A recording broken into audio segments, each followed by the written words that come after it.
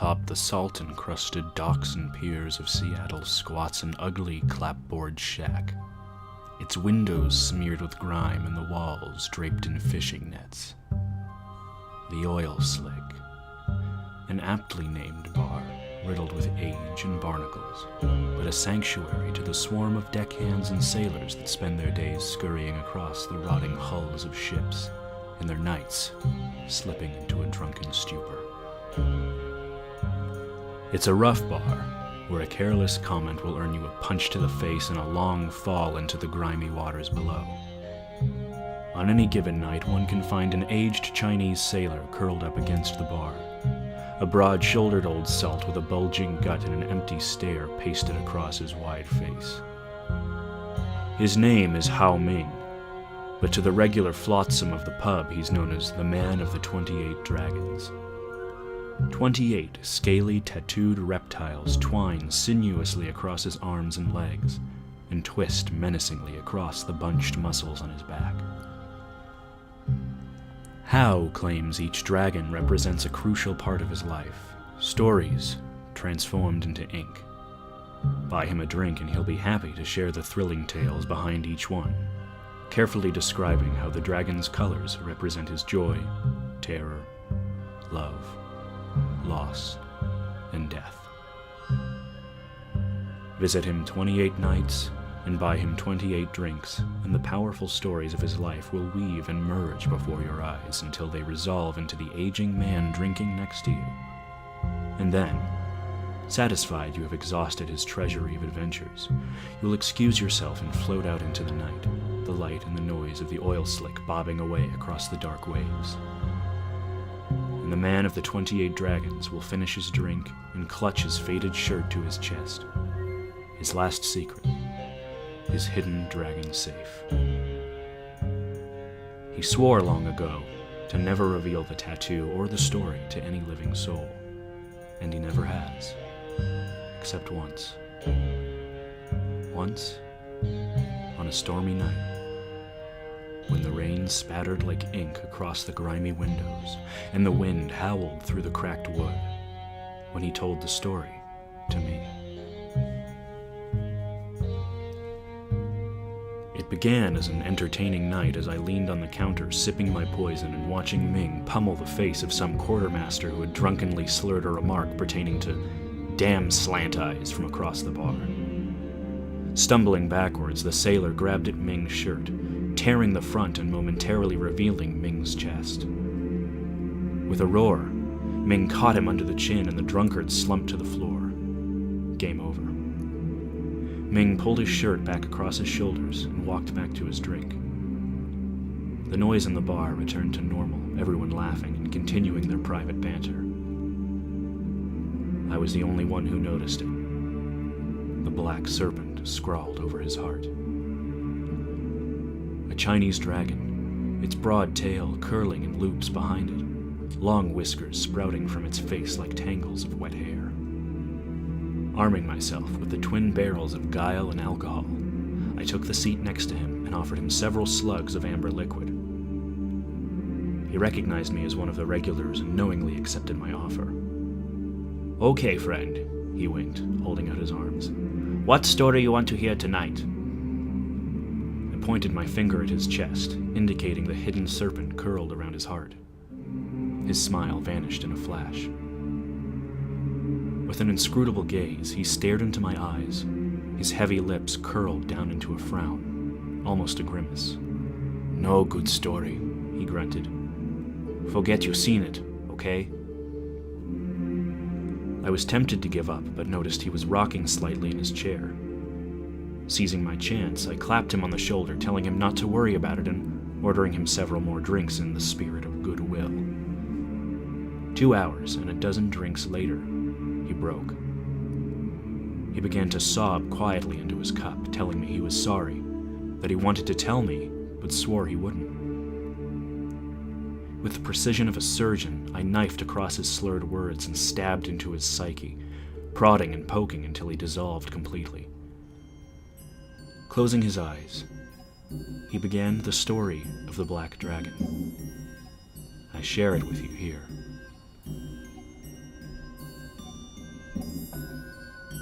The old clipper threaded its way across the currents of the South China Sea. With a hull filled with rice, she was bound on a 3-week trip to Sydney. Ming, the lines of age not yet etched so deeply into his face, was a simple deckhand on the rusted, peeling bucket. The days rolled into nights as Ming performed his duties, his mind locked on their destination. The poor condition of the ship meant it needed a long overhaul in dry dock when it reached port, granting the crew a long shore leave. The men joked every night around the dim steel cabin about the things they would drink, the places they would go, the women they would meet. But on the 10th day of the voyage, fate rose its middle finger against the ship and Ming's life. As the morning wore on, a steady breeze from the north quickly built into a typhoon. Waves pounded against and over the ship as the stinging wind tore across the bow. For the next 30 hours, Ming and the crew struggled against the howling chaos, shifting ballast and pumping the holds.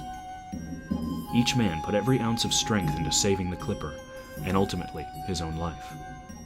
2 of the crew were torn from the deck and swallowed by the storm. And at long last there was nothing left to do but sit in the dark cabin and beg Poseidon for mercy. The crew awoke to a cloudless sunrise, the sea once again tranquil and flat. Walking outside, they surveyed the damage. The rudder had been torn free and the engine blocks destroyed. The ship was adrift. The cargo hold had been flooded, the cargo lost. Even worse, the crashing waves had reached over the boat and sheared off the communication tower. Without radio or navigation, low on food and fresh water, the crippled ship drifted helplessly across the blue expanse. Ming lay prostrated on the metal deck, feeling the sun beat savagely against his body. 3 nights ago, the food supplies had run out and the water was put on ration. A deckhand had died of an infected wound. Another injured man had escaped slow, lingering death by hanging himself. Morale was nil. Even the captain had begun to eye the end of his own pistol. The next night, a light appeared on the horizon. "Rescue!" cried the men to one another. They quickly built and lit a signal fire on deck and waved flashlights into the dark, yelling and screaming out to their saviors. Their efforts were successful. The bright light was moving closer. At this point in his story, Ming dropped his voice into a low whisper. The crew's elation only rose as the ship drew near. Soon, a second light could be discerned under the first.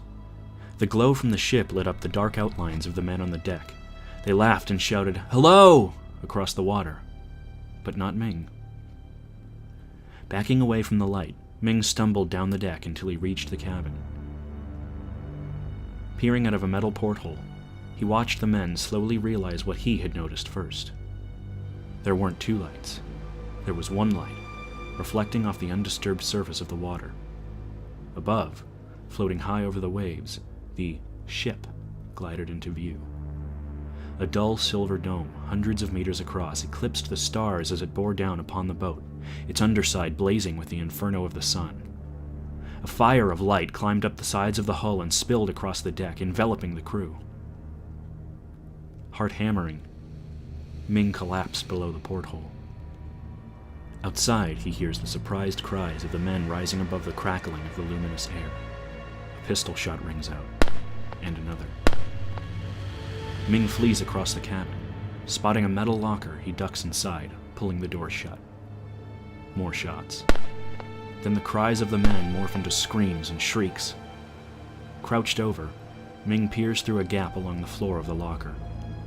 Suddenly, the screams stop in mid-breath. A spear of light smashes into the boat, the steel hull groaning and twisting. The inferno spreads across the length of the boat, penetrating into the cabin. The light pounces from the gap into Ming's eyes. With a yelp, he falls back. The blaze vanishes. Silence shrouds the ship. Ears ringing and eyes burning, Ming's head reels. He crouches down to peer through the crack again. Nothing. Minutes pass. With short breaths, he slowly reaches up to the latch. But his vision swims back into his clouded eyes and the ringing in his head subsides. he freezes. A soft noise brushes against the cloud of silence.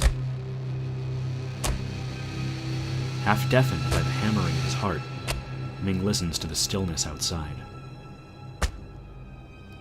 He leans back down to the slit and peers across the cabin, blinking the darkness out of his eyes, the gentle disturbance growing louder. Struggling to see what lies beyond the upper edge of his vision, he lays his head flat against the metal floor. A long, black tendril drips down from the darkness above. Ming nearly cries out, but swallows before it escapes his lips. Wide-eyed, he gazes as the thin legs of some unknown creature gently slap against the floor, cylindrical, an inch wide. The legs end in a knobby stub that flattens as it hits the metal. The legs stalk back and forth, in front of the locker with the gentle rustling of disturbed leaves. The feet patter as the creature slowly walks the length of the cabin. The tendrils pause in front of the locker. Frozen in fear, Ming watches as they delicately lumber closer. Silence. With a softer sound than before, like the brushing aside of a curtain, unseen arms explore the door of the locker, prodding, searching. A sharp screech of metal in the latch begins to rattle. As the bolt slides open, Ming clamps his eyes shut. A sudden brilliance of light flows in from the gap. A sudden pitter and the latch falls down, soft footsteps retreating from the cabin. The light disappears.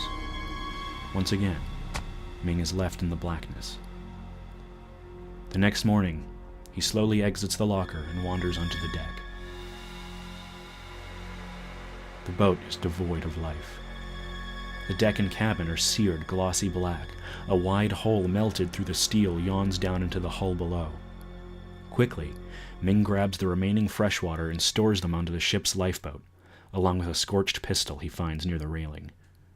With starvation a certainty, he casts away from the clipper, rowing endlessly until its dark shape disappears over the horizon. The next day, he's discovered and rescued by an Australian freighter. He rages deliriously of floating lights, thin tendrils of legs that slap and soft rustling in the night. A week later, he explains to an official inquiry that the ship's fuel tanks exploded and sunk with all hands but himself. The clipper is never found, and the public's interest fades. Ming moves on with his life.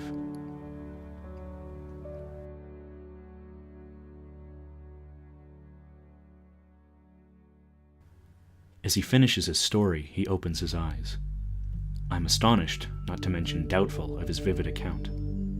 Still, I can't figure out why he has kept such an incredible tale silent for so long. I ask. He turns towards me, tears rolling down from the wrinkled corners of his eyes. I shouldn't have told you story, he mumbles. I no tell story, and people stay happy. Annoyed, I grab my hat and rise to leave. Suddenly, he grabs my coat in both hands and pulls me towards his face. The sounds, he cries. I hear them before. I hear them after. My whole life I hear them, but not see them. Now I know. I know what stalks in the night outside my window. He waves a finger in front of my face. You hear them too, but you not know what they are. I know. They following you too. Pit-pat, pit-pat, pit-pat behind you in the shadows. Anguished, he screams, spit and tears flying off his face. Always, always they watching. Watching you from the darkness.